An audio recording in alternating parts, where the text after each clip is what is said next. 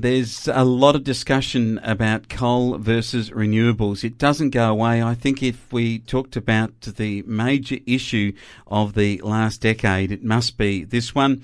And the breaches of this particular discussion within political parties between different people within those political systems. And Rikki Lambert joins me to talk about this issue, given the backdrop of Scott Morrison on a video link with President Biden's climate summit this week. Hi, Rikki. How are you? I'm great. Thanks, Wayne. Well, we talked yesterday about Scott Morrison and his holding a piece of coal in the federal parliament and how so many of the ALP members were tweeting at the time of their absolute disgust at what they were seeing. Yet now we see in the same party the fact that the Labor Party are moving towards coal again because of a by-election in New South Wales.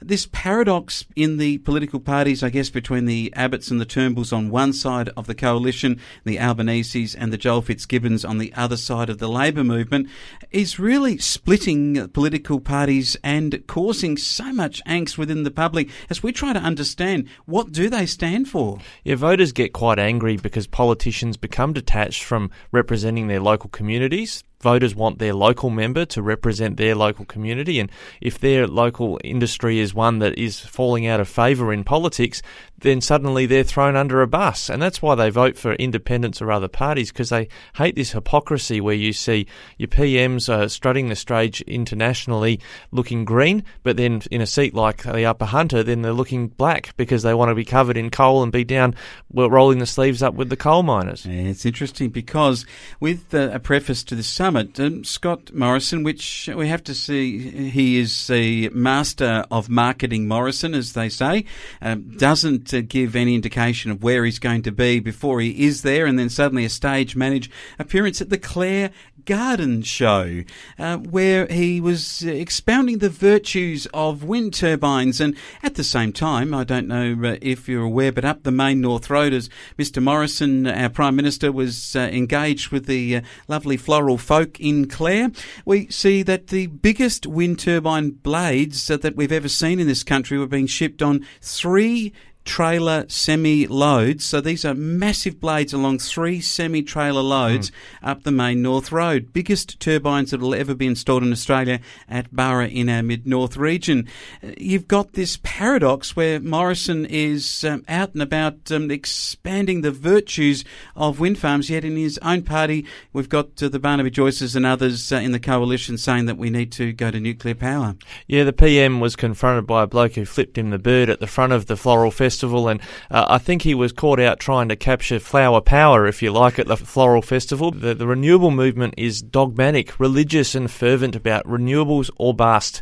Anything that's not renewables, whether it's gas, whether it's coal, whether it's uranium, they say no, they put their hands over their ears, they scream no, it has to be renewables.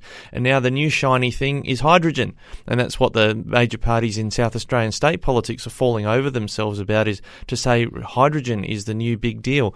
But we know the proven means of generating electricity we need are some of the things that are not renewables that need to be part of our energy mix. It's interesting because the Business Council of Australia in Sydney has hosted a dinner on Monday night. Are we seeing even the business people pulled into this discussion and now, I guess, giving over and giving way completely to the renewable side of the ledger? Well, the corporate world is becoming like the political world, where they're disconnected from their rank and file members. In the case of the corporate world, the workers, who actually will be thrown under the bus when it comes to their jobs, whenever it suits the climate mandates of green energy, for instance. And so they're happy to do the political posturing as well as saying, well, we need to get to net zero and what have you, because that's what they hear in the inner cities where the skyscrapers are, where the chief executives are. And so in a place like the Clare Valley or in regional Victoria or New South Wales, they're quite happy to put big wind turbines on the B-triple trailers. The blades go out there and they go up, and they don't see them in the inner cities and suburbia. They think, well, that's too bad for those country people. They've got to live under those. But we feel good about ourselves because we're getting renewable energy. The focus of the business and political community is not on the people who live in regional Australia.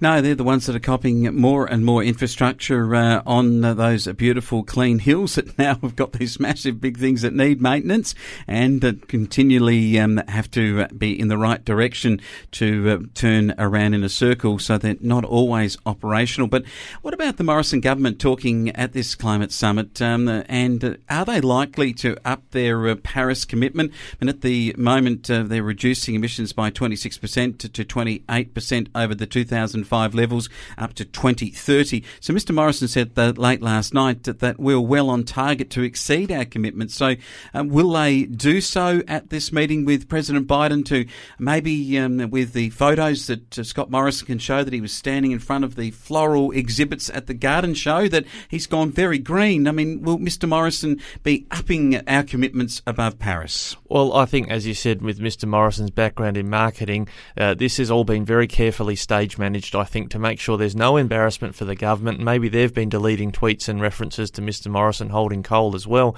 just so that they present the right image at the climate summit, so that there's no punishment, because the Americans and even Europe, the European Union, is looking to punish using tariffs those who haven't bowed to the climate dogma.